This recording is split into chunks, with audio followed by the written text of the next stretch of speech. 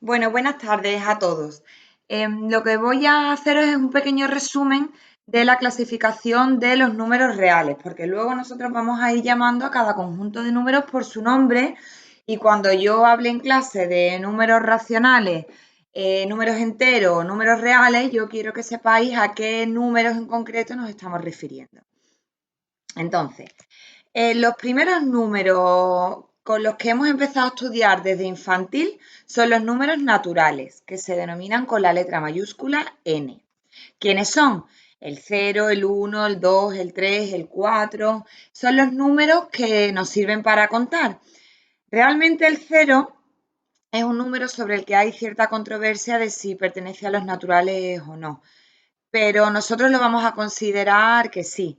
El que necesite una explicación más profunda de por qué yo estoy dentro de los que opinan que el cero es un número natural, pues si queréis un día en clase ya lo vemos detenidamente.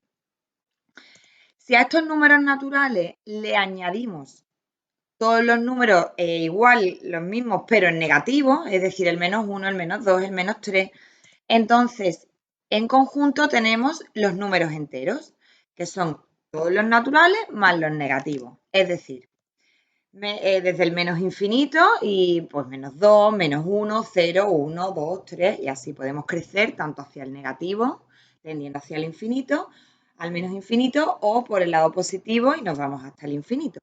Y se representan, como podéis ver, con la letra mayúscula Z. Si a este conjunto de números le añadimos los fraccionarios, es decir, por ejemplo, un medio, menos 3 partido por 4, 7 quintos, es decir, las fracciones.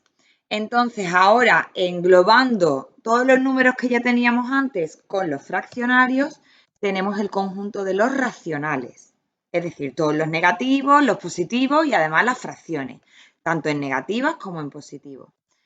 Se denominan con la letra mayúscula Q.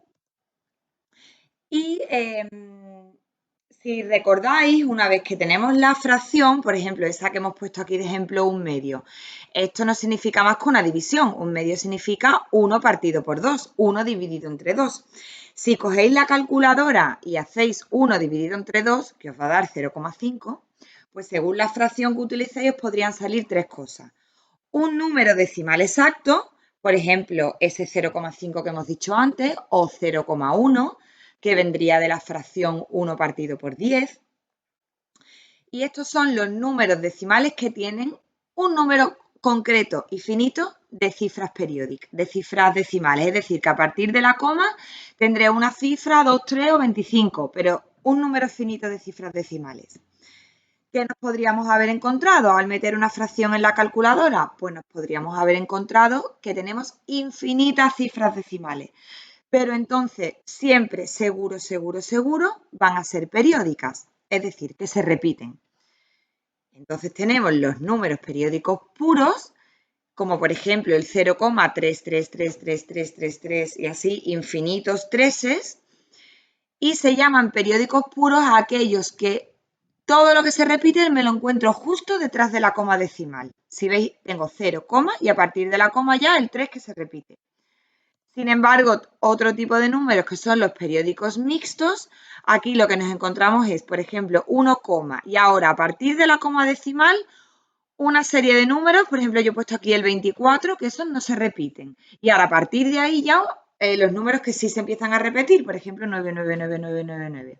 Si veis la diferencia entre el puro y el mixto es que en el puro tenemos todo lo que se repite justo a partir de la coma decimal, sin embargo en el periódico mixto, entre la coma decimal y los números que se repiten, tenemos otros números.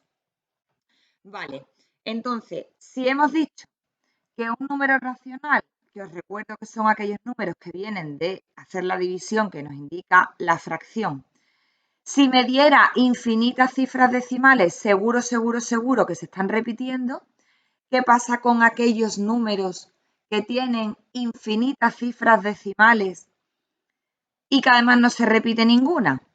Pues estos son los números irracionales, que se denominan con la letra I mayúscula. Ejemplo, el número pi. El número pi era 3,1415 y si lo metéis en la calculadora, a partir de ahí un montón de números, un montón tanto como que son infinitos números decimales y además no se repite ninguno. Otro ejemplo sería, por ejemplo, raíz de 2. Si tú metes raíz de 2 en la calculadora, vas a ver que te va a dar un número, infinitas cifras decimales y no se repite ninguna. Hombre, tú no ves las infinitas cifras decimales porque la calculadora, el display de la calculadora, pues tendrá hasta un cierto número de cifras decimales, pero son infinitas. ¿Cómo se llaman entonces a todo el conjunto de los números racionales si además le añado los irracionales? Pues estos son los números reales. Y aquí, o sea, es decir, todo el conjunto de números que vosotros a día de hoy conocéis es de donde partimos en nuestra asignatura de Matemáticas 1 en primero de bachillerato con el tema 1. El tema 1, si veis, está dedicado a los números reales. Estamos aquí.